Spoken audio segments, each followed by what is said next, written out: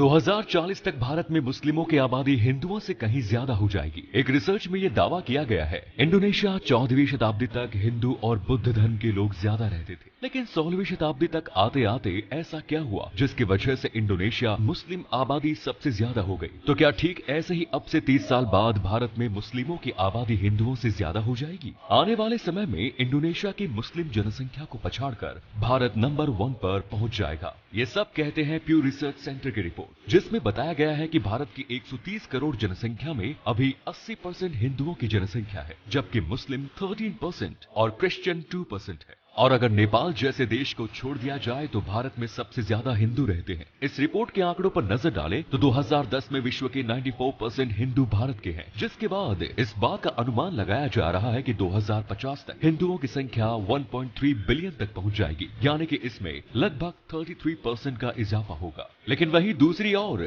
2050 तक मुस्लिम आबादी में 76% का भारी भरकम इजाफा देखने को मिलेगा, जिसके बाद उनकी जनसंख्या 311 मिलियन तक पहुंचने की उम्मीद है और भारत दुनिया का सबसे ज्यादा मुस्लिम आबादी वाला देश बन जाएगा। लेकिन इंडोनेशिया अभी फिलहाल टॉप पर है। भारत में मुस्लिम आबादी के बढ़ने के दो मुख्य कारण हैं। पहला कारण यह है कि भारत में दूसरे धर्मों के मुकाबले मुस्लिम धर्म के लोगों की जनसंख्या बहुत तेजी से बढ़ रही है, क्योंकि यहाँ पर अधिकतर लोग युवा है, जिसके कारण प्रजनन दर अच्छी खासी मात्रा में है। और प्यू रिसर्च सेंटर रिपोर्ट का ये दावा है कि मुस्लिम समुदाय में औसतन उम्र जहाँ 22 वर्ष है, वहीं हिंदुओं में 26 वर्ष है, जिसके चलते प्रति मुस्लिम महिला औसतन 3.2 बच्चों को, हिंदू महिलाएं 2.5 बच्चों को जन्म देती है। अब यही वो कारण है जिसकी वजह से भारत में मुस्लिम आबादी हिंदुओं की तुलना में तेजी से बढ़ रही है। लेकिन अभी भी हिंदुओं की जनसंख्या कुछ मुस्लिम बाहुल्य देशों पर फिलहाल भारी पड़ती है, जिसमें बांग्लादेश, इंडोनेशिया, नाइजीरिया और पाकिस्तान शामिल है। आपको बता दें कि जब आप इस वीडियो को देख रहे हैं तो इस समय दुनिया में सबसे बड़ा धर्म ईसाई धर्म है,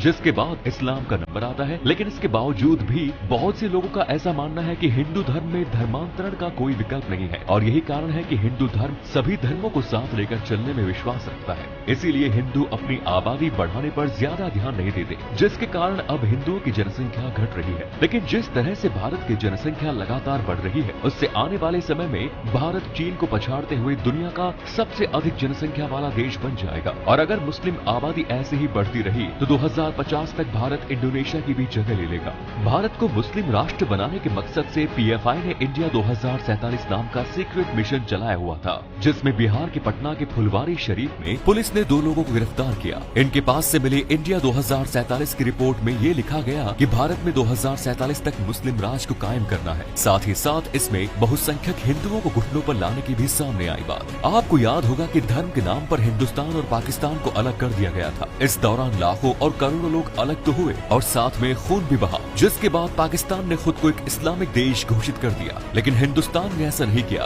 और उसने धर्मनिरपेक्षता को अपनाया। और अब यहाँ पर हर धर्म के लोग आसानी से रह रहे हैं, क्योंकि यहाँ पर किसी भी धर्म को जबरन अपनाने और किसी अन्य धर्म द्वारा दूसरे धर्म को नीचे नहीं दिखाया जाता। भारत की धर्मनिरपेक्षता के लिए वीडियो पर एक लाइक तो बनता है दोस्तों, लेकिन पाकिस्तान, बांग्लादेश और अफगानिस्तान में हिंदू समुदाय के लोगों का रहना कतई भी आसान नहीं है, क्योंकि यहाँ पर आज भी कुछ जातियों के लोगों को प्रताड़ित किया जाता है, जिसके कारण उन्हें वहाँ पर सामाजिक सम्मान भी नहीं मिलता। इन प्रताड़ित के लिए भारत ने CAA यानी नागरिकता संशोधन कानून ले आया, जहाँ केवल पाकिस्तान, अफगानिस्तान और बांग्लादेश के अल्पसंख्यक समुदायों को भारत में नागरिकता देगी। लेकिन कईयों का मानना है कि भारत को हिंदू राष्ट्र होना चाहिए। अब सवाल उठता है कि हिंदू राष्ट्र का विचार आया कहाँ से? इस मुहिम में बड़ा हाथ RSS का माना जाता है। अपनी स्थापना से ही हिंदू राष्ट्र को पुनः प्राप्त करने के लिए ये काम कर रहा है। 1925 से उन्होंने ये शुरू किया था और करीब 100 साल बाद उन्होंने इस दिशा में काफी कुछ हासिल कर लिया। शक्तिशाली धार्मिक गुरुओं और हिंदुत्ववादी संगठनों की ओर से हिंदू राष्ट्र की मांग तो लंबे समय से चली आ रही है, लेकिन मौजूदा समय में खासकर नरेंद्र मोदी के प्रधानमंत्री बनने के बाद इसमें इजाफा हुआ है। इतना ही नहीं, संतों और विद्वानों का एक वर्ग हिंदू राष्ट्र के रूप में भारत के संविधान का मसौदा तैयार कर रहा है।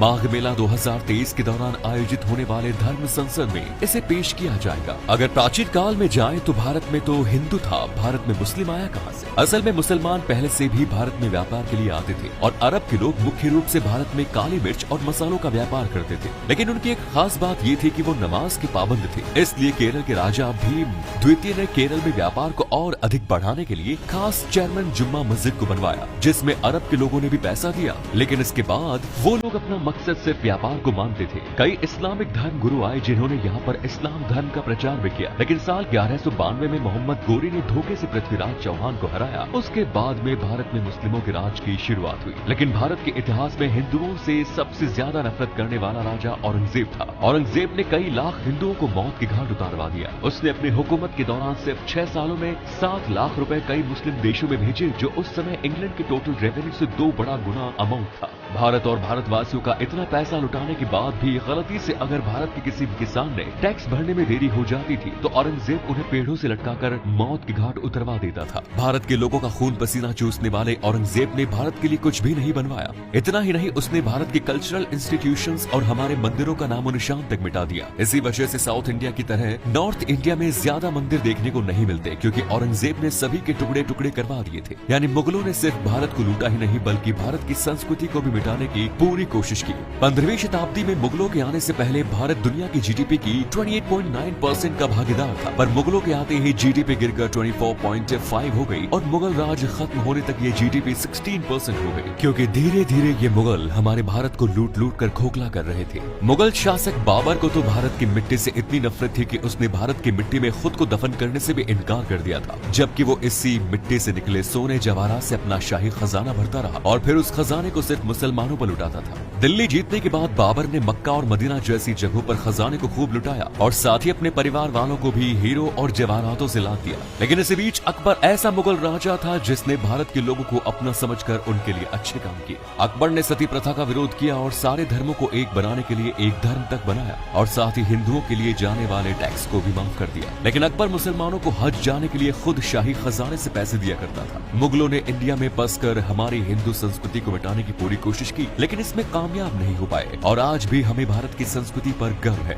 लेकिन आज के आधुनिक भारत के संविधान ने किसी भी धर्म, जाति और वर्ग के मतभेद को मिटाने के लिए ही भारत में धर्मनिरपेक्ष को अपनाया। किसी खास धर्म को अपनाकर दूसरे धर्म पर अत्याचार करना या फिर जबरन अपनी धौंस जमाना ठीक नहीं है। भारत जैसे अलग अलग धर्मों से सजे देश को किसी एक खास धर्म के बजाय मिलजुल कर रहना चाहिए, क्योंकि आज दुनिया के मंच पर इसकी यही खासियत इसको दूसरे देशों से अलग बनाए हुए है और यही कारण है कि आज भारत अंतर्राष्ट्रीय स्तर पर भी अपनी शान को बनाए रखने में कामयाब है।